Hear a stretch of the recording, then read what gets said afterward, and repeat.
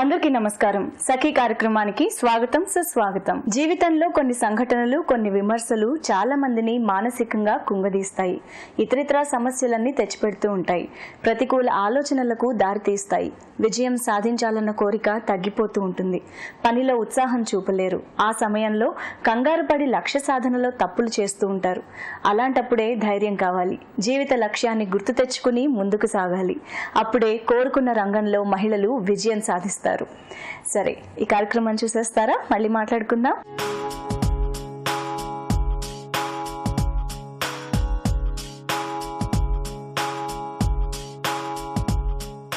నమస్కారం. ఉద్యాన శోభ కార్యక్రమానికి స్వాగతం. మరి ఈరోజు మనం కాచాగూడలోని శ్రీ బోన్సాయి నర్సరీకి వచ్చేసాం. ఇక్కడ మనతో పాటు గార్డెనింగ్ ఎక్స్పర్ట్ లలితశ్రీ గారు ఉన్నారు.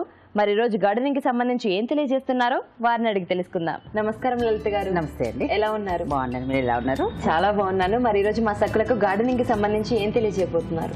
ఈ రోజు మనం బాన్సాయిలో ఇప్పుడు దాకా ఎన్నో ఎపిసోడ్స్ చూసామండి. అంటే బాన్సాయి ఎలా చేయాలి, దాని డిఫరెంట్ స్టైల్స్ ఏంటి, దానికి ఎలాంటి పాట్స్ వాడతాము, ఎలా వైరింగ్ చేసుకోవాలి, ఇవన్నీ తెలుసుకున్నాం అనమాట. మనం ఇప్పుడు దాకా ఇలాంటి చెట్లతో మనం బాన్సాయి చేయొచ్చు కూడా తెలుసుకున్నాం.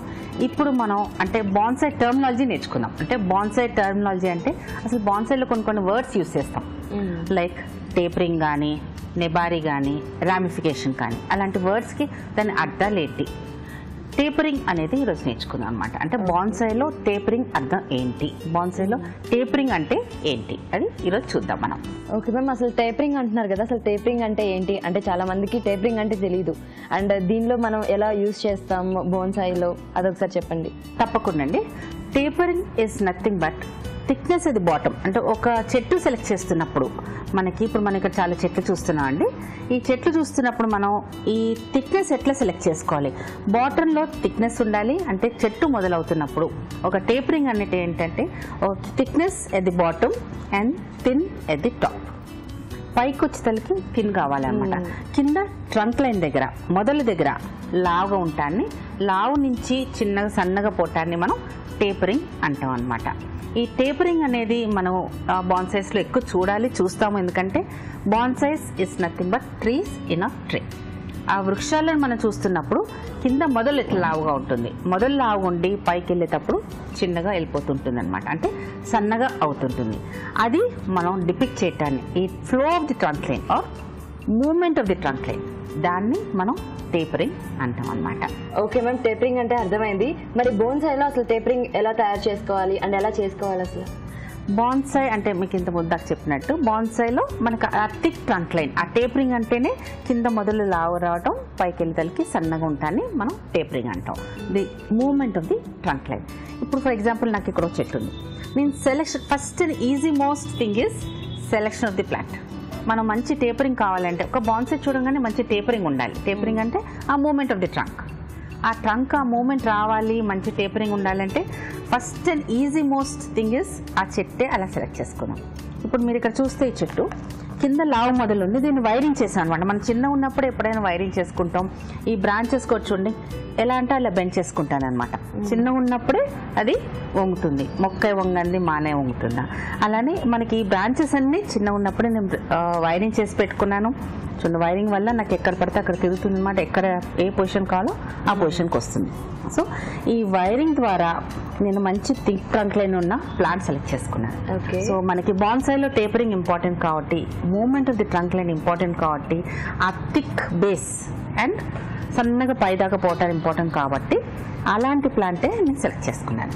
ఓకే మ్యామ్, మరి ఇక్కడ అంటే ఇది కట్ చేసి కొంచెం పెంచి తర్వాత దీన్ని కట్ చేస్తాము అని అన్నారు కదా, మరి మామూలుగా అలా కట్ చేస్తే మరి మొక్క చనిపోయే ఛాన్సెస్ ఉంటాయి కదా కొన్ని, అలా మొక్క చనిపోదా? అండ్ మళ్ళీ దీన్ని కట్ చేసి ఇంకొక మొక్క ఏమైనా తయారు చేయొచ్చా? నేను ఈ బ్రాంచ్ కట్ చేసేస్తే అంటే ది మెయిన్ రూట్స్ మనం ఏం డిస్టర్బ్ చేయట్లేదు కాబట్టి అసలు చెట్టు మొదలని మనం ఏం డిస్టర్బ్ చేయట్లేదు. ఓన్లీ ది బ్రాంచ్ కట్ చేసిన అది కూడా నాకు ఇది గ్రోత్ వచ్చేసినాక ఇక్కడ థిక్నెస్ వస్తుంది అనమాట. ఇది కట్ చేసేస్తే నాకు మొదలుకి ఏమీ డ్యామేజ్ కాదు. అంటే మొదలు కానీ ఆ చెట్టు కానీ నేను అప్రూట్ చేసేసి రూట్స్ కానీ డిస్టర్బ్ చేయలేదు, సాయిల్ కానీ డిస్టర్బ్ చేయలేదు కాబట్టి మనకు చెట్టు చనిపోయే అవకాశం లేదు. అసలు 100% ఏమీ డ్యామేజ్ చేయదండి. అండ్ ఈ బ్రాంచ్ మీరు మళ్ళీ వాడుకోవచ్చా అంటే చెట్టు బట్టి ఉంటుందన్నమాట. ఒక్కొక్క చెట్టు ఏంటంటే దాని కొమ్మలు బట్టి బతుకుతుంటాయి. ఒక ఫైకస్ వెరైటీ అనుకోండి, దాని కొమ్మలతో మనం మళ్ళీ ఇంకో ప్లాంట్ చేసుకోవచ్చు.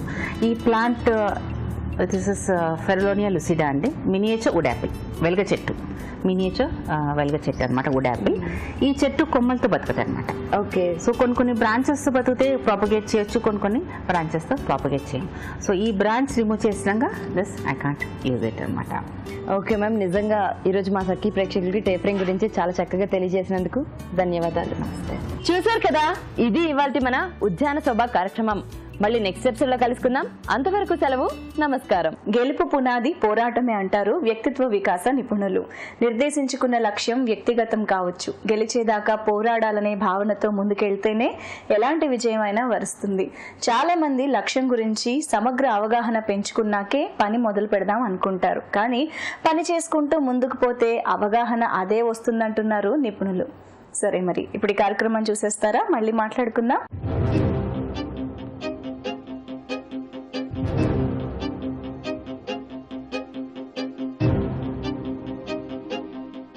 నమస్కారం. మీ సఖీ కార్యక్రమానికి స్వాగతం. సఖులు, ఇవాల్టి మీ సఖీ కార్యక్రమంలో మనతో పాటు ఇక్కడ ప్రముఖ న్యాయవాది మంజురా వెంకటేష్ గారు ఉన్నారు. మెయిల్ ద్వారా తెలిపే సకల సమస్యలకు న్యాయపరమైన సలహాలు, సూచనలు ఇవ్వనున్నారు. మరిన్ని విషయాలు వారిని అడిగి తెలుసుకుందామా? నమస్కారం మేడం. ఎలా ఉన్నారు? బాగున్నాను మేడం. సో మరి ఎప్పటిలాగే ఒక సఖి తన సమస్యను మెయిల్ చేశారు, చదవమంటారా? చదవండి. నమస్తే మేడం, నా పేరు సౌజన్య. నేను డివోర్స్ తీసుకున్నాను. ఒక అండర్స్టాండింగ్ కి ఫోర్స్ఫుల్ గా నన్ను తెప్పించారు. డివోర్స్ అయ్యాక నాకు ఫైనాన్షియల్ ప్రాబ్లమ్స్ చాలా ఉన్నాయి. ఇప్పుడు భర్త నుంచి ఖర్చులకు కానీ మెయింటెనెన్స్ కి కానీ అడిగే రైట్ ఉందా? మాకు డివోర్స్ అయ్యి 7 ఏళ్ళు అయిపోయింది. అతను వేరే మ్యారేజ్ కూడా చేసుకున్నారు. హిందూ వివాహ చట్టం అంటే 1955 ప్రకారంగా జనరల్గా డైవర్స్ అనేది ఇప్పుడు మనకి వచ్చిన దీంట్లో ఏముందంటే తను ఆల్రెడీ డైవర్స్ తీసుకుంది ఒక అండర్స్టాండింగ్కి వచ్చి. అయితే ఇక్కడ తను రాసిన దాంట్లో మనకు కనపడేది ఏంటంటే తను డైవర్స్ తీసుకుంది ఆల్రెడీ, అంటే ఒక అండర్స్టాండింగ్కి తను తెప్పించారు అంటున్నారు. ఒకవేళ ఆ అండర్స్టాండింగ్లో వాళ్ళు గనక ఒకవేళ మ్యూచువల్ డైవర్స్ తీసుకున్నట్టయితే గనక ఇప్పుడు తను రాసిన దాంట్లో తను ఏమాత్రం క్లెయిమ్ చేయడానికి ఉండదు. ఎందుకంటే హిందూ వివాహ చట్టం అంటే 1955 ప్రకారంగా 2 రకాల డైవర్స్లు ఉంటాయి. ఎట్లా అంటే ఒకటి 13 సెక్షన్ కింద 13B అనేదేమో మ్యూచువల్ డైవర్స్ ఉంటుంది. తర్వాత కంటెస్టింగ్ డైవర్స్ అంటే ఒక పార్ట్నర్స్ ఇద్దట్లో ఒకళ్ళు ఒప్పుకుంటారు, ఇంకొకళ్ళేమో డైవర్స్ ఇవ్వడానికి సిద్ధంగా ఉండరు. అలాంటప్పుడు వాళ్ళు కంటెస్టింగ్ డైవర్స్ అంటే ఒకళ్ళు డైవర్స్ కావాలి అని ఒకళ్ళు వద్దు అన్నప్పుడు, సో అక్కడ కంటెస్టింగ్ డైవర్స్ లో గ్రౌండ్స్ ఉంటాయి, డెజర్షన్, క్రూయాలిటీ. సో అది డిఫరెంట్ ఇష్యూ. ఇక్కడ మనకు తను అడిగిన ఇష్యూలో ఏంటంటే తను ఆల్రెడీ డైవర్స్ అయిపోయిందంటుంది. ఇప్పుడు తను ఏమన్నా ఖర్చులకు అడగొచ్చా అనేది తన క్వశ్చన్. ఆల్రెడీ డైవర్స్ అయిపోయింది, ఒక ఫోర్స్ఫుల్గా కానీ ఇష్టంతో కానీ ఇది లేకుండా కానీ ఏదో ఒక రకంగా డైవర్స్ అయితే వచ్చేసింది. ఒకవేళ గనక అది మ్యూచువల్ కన్సర్న్ డైవర్స్ అయితే గనక ఇప్పుడు తను అడగటానికి ఏమీ ఉండదమ్మా. అంటే ఇప్పుడు ఈ 2 రకాల డైవర్సుల్లో ఒక ప్రకారంగా వచ్చి మ్యూచువల్ కన్సర్న్ అంటే వాళ్ళు ఒక ఒప్పందానికి వచ్చేసి వాళ్ళు ఆల్రెడీ బయట చేసేసుకుంటారు. రైట్లీ ఆర్ రాంగ్లీ తిని ఫోర్స్ఫుల్గా సైన్ పెట్టిందా లేదా ఫోర్స్ఫుల్గా చేశారా అది లేదు, తన సంతకం అయితే ఉంటుంది. ఆల్రెడీ కోర్టు ముందుకెళ్ళి తను ఆల్రెడీ డైవర్స్ తీసేసుకున్నారు. సో ఇది గనక మ్యూచువల్ డైవర్స్ అంటే ఇప్పుడు తను చెప్పిన ప్రకారంగా ఒప్పందానికి వచ్చి డైవర్స్ తీసుకున్నా అని అంటుంది. కాబట్టి ఆ ఒప్పందంలో గనక ఒక అండర్స్టాండింగ్లో వచ్చి డైవర్స్కి అయి ఉంటే మాత్రం అంటే మళ్ళీ అడగటానికైతే తనకు ఉండదమ్మా. సో మరి మేడం ఇప్పుడు సౌజన్య గారికి ఖర్చులకి ఇచ్చే అవకాశం లేదంటారా?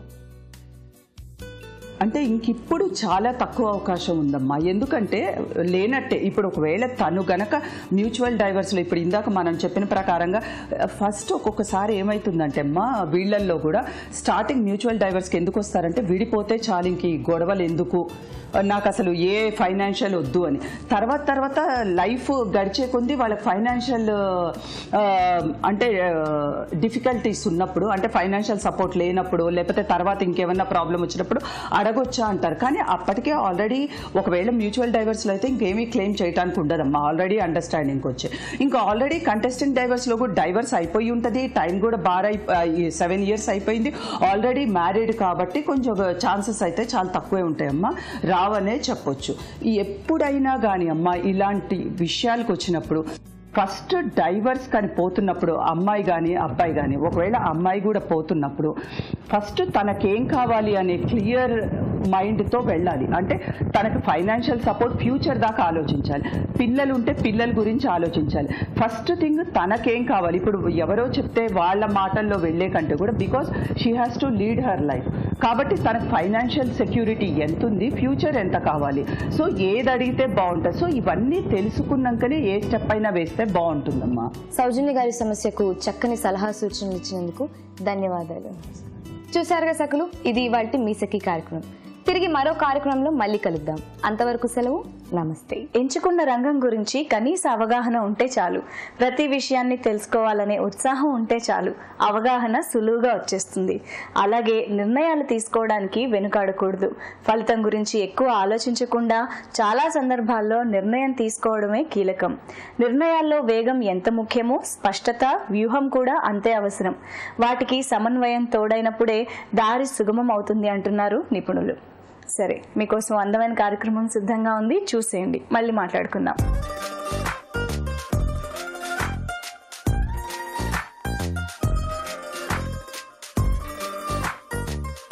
నమస్కారం. చూడండి చేయండి కార్యక్రమానికి స్వాగతం. ఈ రోజు మనతో పాటు అపర్ణ గారు ఉన్నారు. ఈ రోజు మనకు ఎలాంటి డిఫరెంట్ డిజైన్ ని పరిచయం చేయబోతున్నారో ఆవిడని అడిగి తెలుసుకుందాం. నమస్కారం అపర్ణ గారు. నమస్తే అనిత గారు. ఎలా ఉన్నారు? బాగున్నానండి, మీరు ఎలా ఉన్నారు? బాగున్నానండి. సో ఈ రోజు మన సకులకు ఏ డిజైన్ ని పరిచయం చేస్తున్నారు? ఇవాళ నేను క్రష్ పెయింటింగ్ చూపిస్తున్నానండి. Crush painting. Okay, crush painting కి మనకి ఏ వస్తువులు కావాలి? Newspaper, brushes, white sheet, acrylic colours, tile. Okay Aparna గారు, క్రష్ పెయింటింగ్ కి ఏ ఐటమ్స్ కావాలో చూసాం కదా, ముందుగా ఏం చేయాలి? ముందుగా ఏం చేయాలంటే మనం ఈ న్యూస్ పేపర్స్ ఉన్నాయి కదా, దాన్ని చింపేసుకోవాలి చిన్న ఈ సైజులో. వీటిని ఇలా క్రష్ చేసేయాలి మొత్తం. సో ఇలా మనం కొన్ని చింపుకుని వీటిని ఇలా క్రష్ చేసి పెట్టుకోవాలి. ఓకే అండి, పేపర్స్ అన్ని కూడా మనం పీసెస్ లా చేసుకొని క్రష్ చేసి పక్కన పెట్టుకుంటాం. నెక్స్ట్ ఏం చేయాలి? నెక్స్ట్ ఏంటంటే ఇప్పుడు కలర్స్ మనం ఈ టైల్ మీద తీసుకోవాలండి. టైల్ మీద కానీ ఏదైనా ప్లేట్ ఉంటే మనం ప్లేట్ మీద కానీ తీసుకోవచ్చు. మనం ఏ డిజైన్ వేసినామో దానికి తగ్గట్టు కలర్స్ తీసి పక్కన పెట్టుకోవాలి.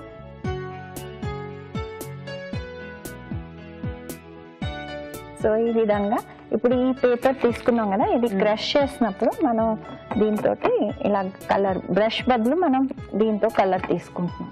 ఓకే, ఇప్పుడు ఈ షీట్ ఉంది, ఇలాగా పెట్టుకున్నప్పుడు ఒక బాస్కెటే మనం చేస్తున్నాం ఇప్పుడు.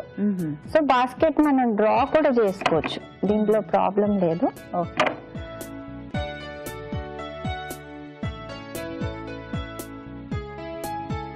సో ఈ విధంగా మనం ఈ బాస్కెట్ అయిపోయింది. ఇప్పుడు నెక్స్ట్ మనం ఏంటంటే ఈ క్రష్లు రెండు తీసుకుంటే దీంతో మనం ఫ్లవర్స్ చేద్దాము. అంటే ఒక్కొక్క దానికి ఒక్కొక్క కలర్ కి ఒక్కొక్కటి మనం తీసుకుంటాం కదా. సో ఇలాగా డబుల్ షేడ్స్, డబుల్ షేడ్ తీసుకోవచ్చు, సింగిల్ షేడ్ తీసుకోవచ్చు, మనకి ఎలా ఇంట్రెస్ట్ ఉంటే అలా 2 షేడ్స్.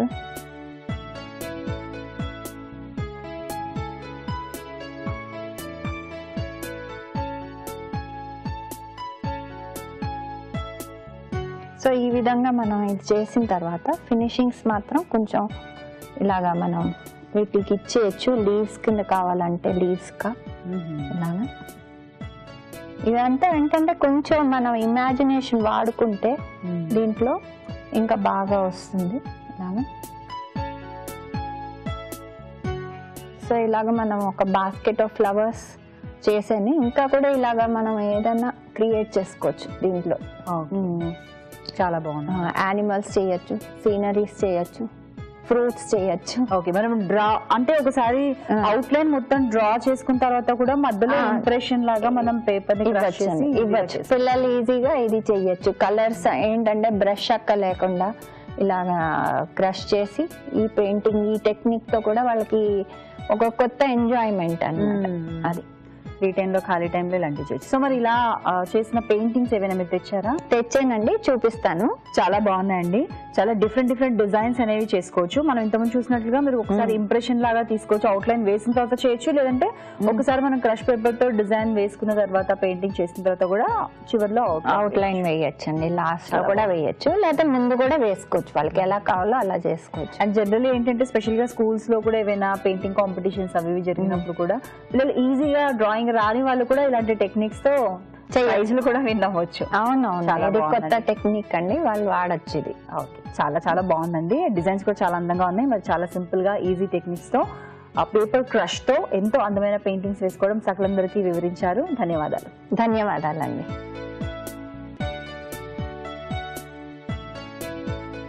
చూసారు కదా దర్శకులు, అపర్ణ గారు చూపించిన క్రష్ పెయింటింగ్ టెక్నిక్స్ చాలా సింపుల్ గా ఈజీగా ఉన్నాయి కదా. మీరు కూడా తప్పకుండా ట్రై చేయండి.